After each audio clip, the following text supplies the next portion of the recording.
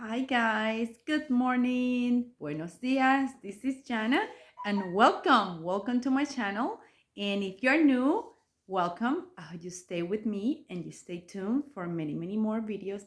And if you are already a subscriber, thank you. Thank you for your time and thank you for stopping by. I would like you to subscribe, like this video, and press the notification bell for futures videos. Guys, today I have a very important concept that I want to share with you. And it's a concept that you can use in your personal life, you can use in your professional life, and most likely you can use every day. It is a important tool named behaWhy. And behaWhy, guys, is a root cause analysis tool. That's what I do for a living. I work for a company, pharmaceutical company, and I do review and conduct CAPA's investigation, which is corrective actions investigation. So when the company identify a big non-conformance or discrepancy with our processes against our contracts that we have with our clients, we had to implement corrective actions and preventive actions in order to fix them and prevent them to occur again. So that's what I do beside other things, many other things, as a quality auditor or quality leader within the company. So I do audits as well. But one of the main activities that I do is investigate and evaluate, review other people's investigation, and even doing my own investigations with root cause analysis and implementing corrective actions. So the tool that I'm going to share with you today, the name is behaWhy, and is a tool that is designated for you to dig deep into the root cause of a particular event or problem. behaWhy. In the past, and many other years, I had used this tool for Six Sigma World or project management methodology. And this is a basic root cause analysis tool, and it's a technique used for many change agents and leaders within a lot of the companies, not just pharmaceutical, automobile, medical, healthcare, also psychological, for all type of environment.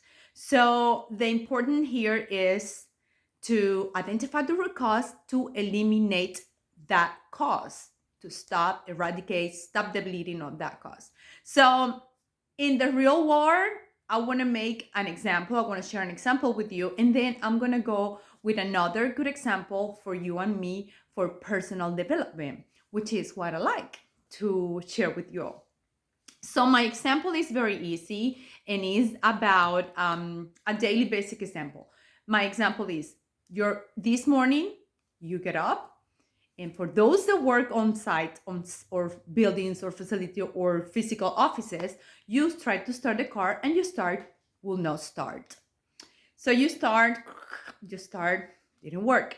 The car didn't work. So why? Okay, the first why. Why the car didn't start? The battery is dead. Oh, that's my first why. That first answer is going to convert itself in another questions. Why? Why my battery is dead? Oh, answer. The alternator is not functioning. Oh, that's my second why. Now, why the alternator is not functioning? Okay, the alternator belt was broken. My answer, but it's my other why. Why the alternator has been broken, or why was broken? The alternator belt was well beyond its useful service life and was not replaced on time. Okay, I think that's my fourth why. And you can leave it in there because at that point, I know that we had to replace the belt, the alternator belt. But you can go further and ask one more question and say, okay, so why the alternator belt was beyond the useful service life and nobody changes? The vehicle was not maintained according to the recommended service schedule. So if it was me, I'm the owner, I ignore the schedule because I'm very busy and I have a hefty life, which everybody knows. But that's beside the point, guys. So that will be my root cause. Beside that, I know I didn't replace it. Yeah, that's my main root cause. But what I didn't replace it? What is my main deep cause, root cause? Because I didn't follow the maintenance schedule or the maintenance checklist that is in my car.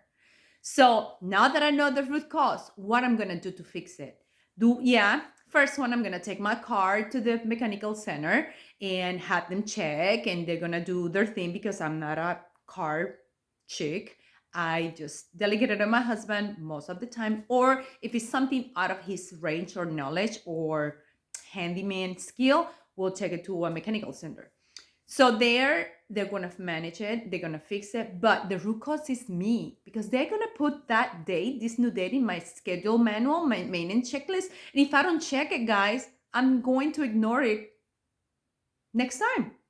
The next due date for me to check the alternator belt is very important. So my root cause, my corrective action for my main root cause is for me to remember to fix that I forgot to go to the schedule or maintenance schedule or checklist for me to go and see the activities that I need to start working for my car maintenance.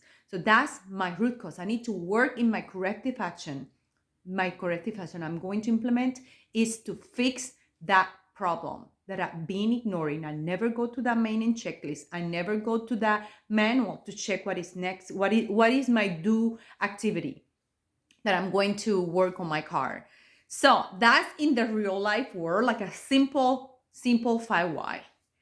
In the personal development world, it's the same. And what you're going to have there 5, guys, it's a name, it's 5 why, it's a technique, but it doesn't need to be 5. It could be 3, it could be 4, but also it could be more than 5. And when I teach this root cause analysis tool at my work environment, I always tell my trainees and the people that come to my classes, I say, guess what? This is the first root cause tool that a human being and a toddler, we, you and me, everybody as a toddler, learned the first. My kids, I got 3 boys, and they use it all the time. The famous why. Mom, but why? You can all have ice cream right now. It's 4 o'clock. But why? Because you're gonna ruin your dinner. But why? But why can I have ice cream? All these things every single day. I had to deal with that. So we are very well trained to use that tool. 5 whys. It could be more. In my house, it's more than 5. Anyway, anyhow, so in the personal development role environment, you can do that too. You can use the 5 why to identify the underlying mistakes, problems, or even long time baggages that we have they are impacting our behavior.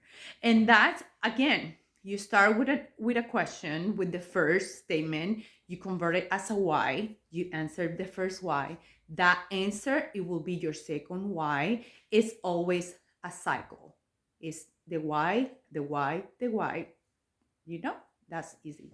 So let's pick one example that I put together because I want to have an example that is close to town. In my case is, and I have a couple here, but I want to just pick one. Okay. Personal development, guys. I found myself talking to my own self, to myself, in a negative tone. So my question, I can rephrase it the different ways, but my main why is why I'm not being nice to myself. I'm asking you now, why you're not nice to yourself? Why you speak to yourself so negatively?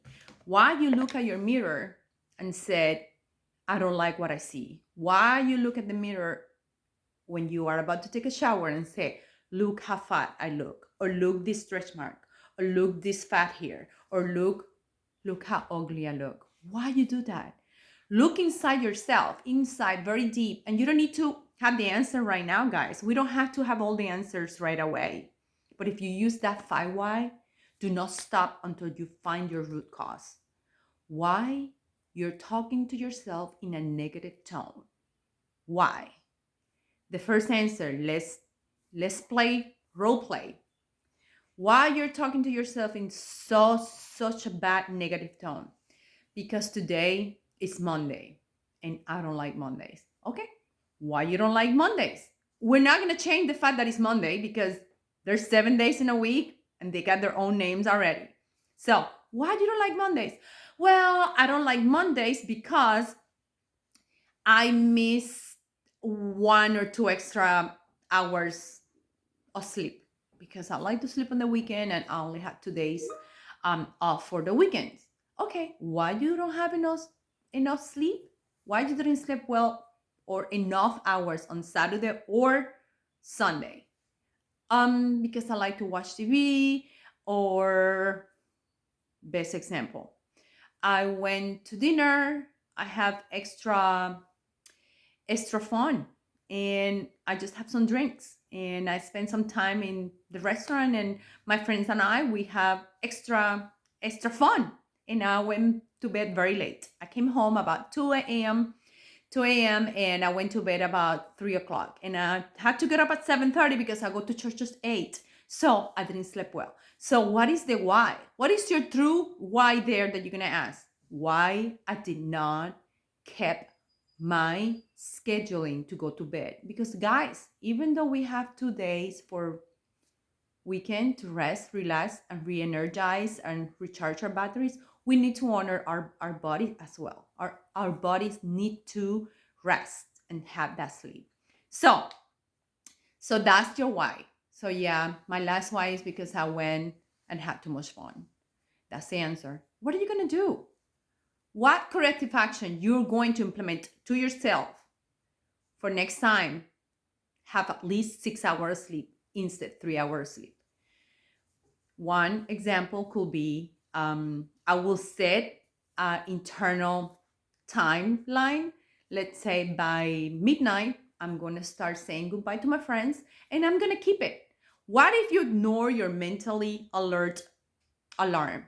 Just make it your own alert in your phone. Everybody has a smartphone now. If my husband have a smartphone, I think everybody has a smartphone. He just had a smartphone like a month ago.